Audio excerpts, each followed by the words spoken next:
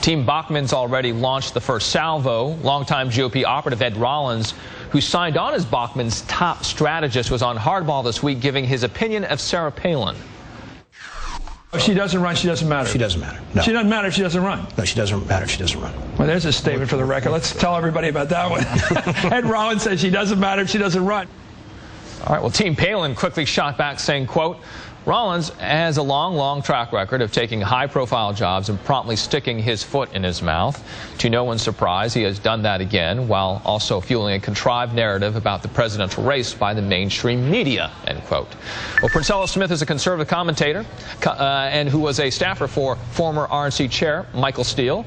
And Tony Katz is a radio talk show host and Tea Party activist. Thank you both for your time today. Princella, we'll start with you. You know, there are certainly more signs that Bachmann's definitely in, at least as of late. She's hired Rollins, for instance. She'll participate in a Republican debate next week. But on the other side, not so clear if Palin is going to throw her hat into the ring. Now, as we were just listening to Rollins, if he's right, if she doesn't run, does she become irrelevant?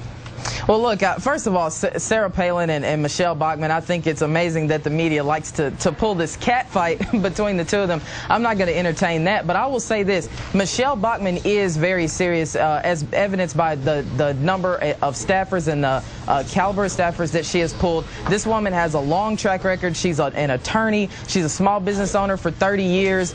They've adopted 23 children. She's kind of a renaissance woman. She plays the mainstream by having been elected to Congress, and she's the one candidate, like I've said earlier on your network, that has played that role between Tea Party and mainstream, and she is very serious. What I would say to Governor Palin, with all due respect, I think she has a lot of influence on the right, but as a candidate for president, she's not, I guess, our most viable candidate. She's going to have a tough time pulling independents. She's become too polarizing. So really what Mr. Rollins said, though controversial, is something that he's brave enough to say on camera where the rest of the mainstream Republican strategists just won't say it. He just said what everybody else is thinking.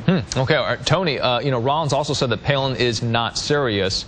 How do Tea Partiers view that? How do they view her? It's good to be here. Every time you count Sarah Palin out, you lose. And every time you go after Sarah Palin on anything but policy, you lose.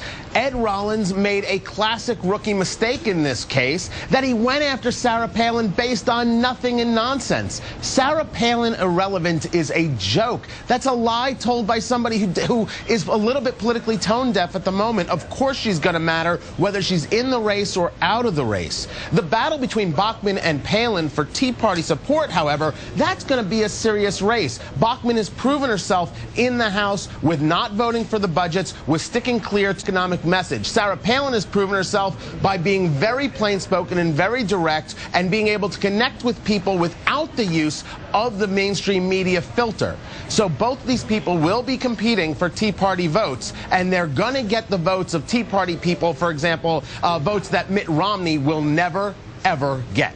So which votes to you, Princella, since Tony's talking about that, in terms of Tea Partiers, are they going to go for Palin based on her star power? Are they going to go towards Bachmann for the bona fides that you just described just a couple seconds ago? Well, again, I think it's a little funny that they've picked these two people, and I have to wonder, are they picked just because they're both women? Because really, I think the real fight for the Tea Party vote is going to be between Herman Cain and Michelle Bachmann. I really don't even think Sarah Palin's going to get into the race. What I think Sarah Palin is going to do, and rightly so, is she's going to be a force on the right. She's going to help keep the base energized and excited. She's going to, whoever she throws her hat or behind or support behind is going to get a lot of support in a primary. But again, to defend Mr. Rollins, although his comments were a little clumsy, I would not call Sarah Palin irrelevant, but she is not going to be, I think, a factor in taking votes away from Michelle Bachmann. Again, Bachmann, Cain, those are the two that are going to battle for the Tea Party vote. Tony, last word to you, and I want to ask you, but before you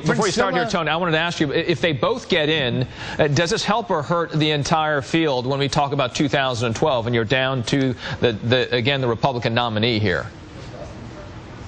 Well, nothing hurts the Republican field. You already have Mitt Romney, who I personally, I don't think gets Tea Party support, beating Obama in head-to-head in certain polls. But Princella's totally right. This idea of the fight between Palin and Bachmann is the cat fight that media desperately wants. You have Wonket saying this is the highly anticipated fight. You have Yahoo.com saying this is the fight we've all been waiting for. Washington Post, the same thing. The only place that you're going to see a fight, the only Tea Party fight you're going to see is in the 2012 election when we vote Obama out of office based on his policies. So if Sarah Palin gets in it, yes, she's a viable candidate. If she doesn't get in it, she is the kingmaker.